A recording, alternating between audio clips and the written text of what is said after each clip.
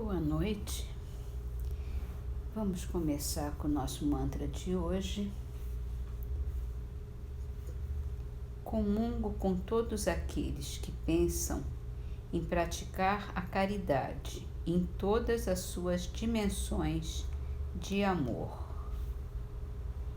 É do livro Mantras de Vida, escrito por Loester e psicografado por João Nunes Maia. No Livro dos Espíritos, sobre o limite do trabalho, o repouso, a pergunta número 685. O homem tem direito de repousar na velhice? Sim, que a nada é obrigado, senão de acordo com as suas forças. Então, o que há de fazer o velho que precisa trabalhar para viver e não pode? O forte deve trabalhar para o fraco. Não tendo este família, a sociedade deve fazer as vezes desta. É a lei da caridade. E aqui temos uma nota de Kardec para complementar. Não basta se diga ao homem que lhe corre o dever de trabalhar. É preciso que aquele que tem de prover a sua existência por meio do trabalho encontre em que se ocupar, o que nem sempre acontece. Quando se generaliza, a suspensão do trabalho assume as proporções de um flagelo, que é a miséria. A ciência econômica procura remédio para isso no equilíbrio entre a produção e o consumo. Esse equilíbrio, porém, dado seja possível estabelecer-se, sofrerá sempre intermitências, durante as quais não deixa o trabalhador de ter que viver. Há um elemento que se não costuma fazer pesar na balança e sem o qual a ciência econômica não passa de simples teoria. Esse elemento é a educação. Não a educação intelectual, mas a educação moral. Não nos referimos, porém, à educação moral pelos livros, e sim àquela que consiste na arte de formar o caráter, que incute hábitos, porque a educação é o conjunto dos hábitos adquiridos. Considerando-se a aluvião de indivíduos que todos os dias são lançados na torrente da população, sem princípios, sem freios e entregues a seus próprios instintos, serão de espantar as consequências desastrosas que daí decorrem? Quando essa arte for conhecida, compreendida e praticada, o homem terá no mundo hábitos de ordem e de previdência para consigo mesmo e para com os seus, de respeito a tudo que é respeitável, hábitos que lhe permitirão atravessar menos penosamente os maus dias inevitáveis. A desordem e a imprevidência são duas chagas que só uma educação bem entendida pode curar.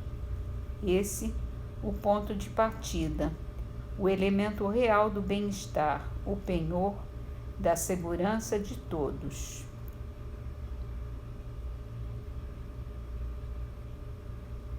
No livro Obras Póstumas, a gente segue com o capítulo sobre o egoísmo e o orgulho. A importância da vida presente, tão triste, tão curta, tão efêmera, se apaga para o homem ante o esplendor do futuro infinito que se lhe desdobra às vistas. A consequência natural e lógica dessa certeza é que o homem sacrifica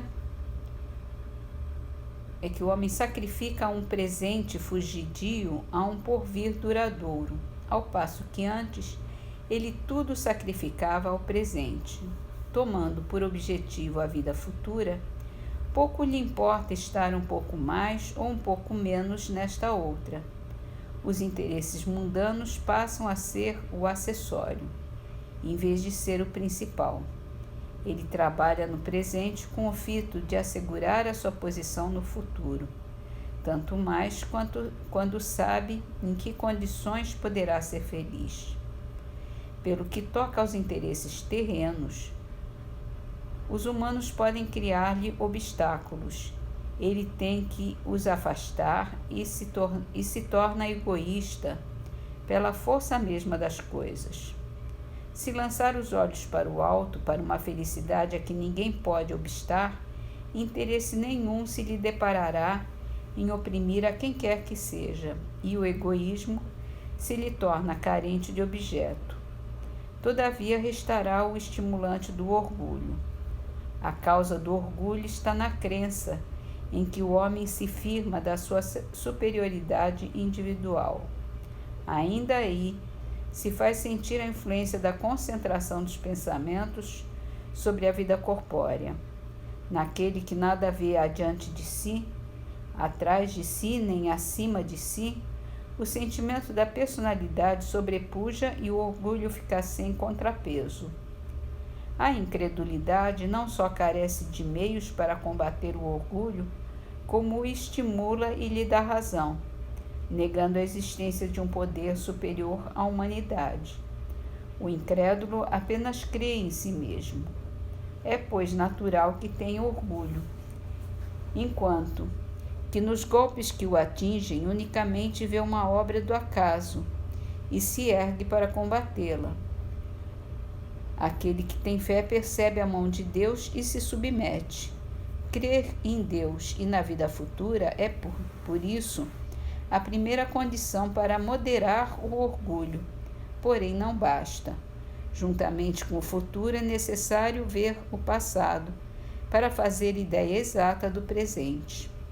Para que o orgulhoso deixe de crer na sua superioridade, cumpre-se lhe prove que ele não é mais do que os outros e que estes são tanto quanto ele, que a igualdade é um fato e não apenas uma bela teoria filosófica, que estas verdades ressaltam da pré-existência da alma e da reencarnação.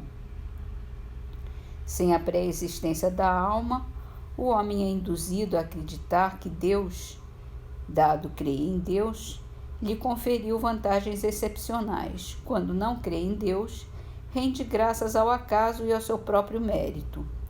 Iniciando-o na vida anterior da alma, a pré-existência lhe ensina a distinguir da vida corporal transitória à vida espiritual infinita.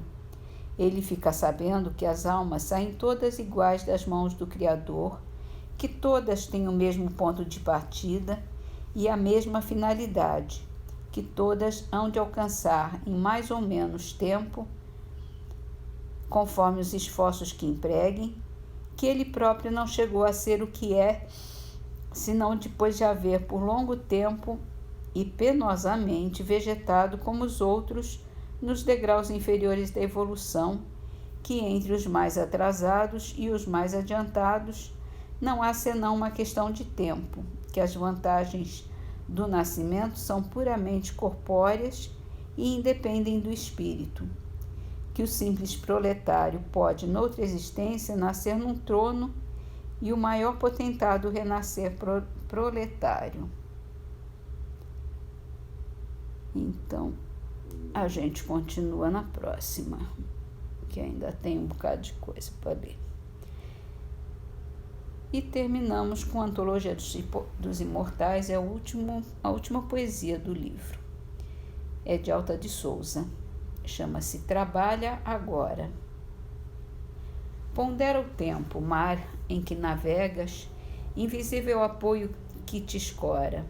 Não te afundes no abismo sendo afora, nem prossigas em vão tateando às cegas.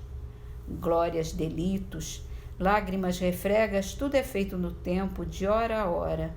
Estende o amor e a paz, semeando agora as riquezas do tempo que carregas. Ainda que a dor te oprima e o mal te afronte, vive qual novo dia do horizonte sem que a névoa do mundo te abastarde. Hoje, trabalha agora em cada instante. Agora, trilha aberta ao sol triunfante, Muitas vezes depois é muito tarde.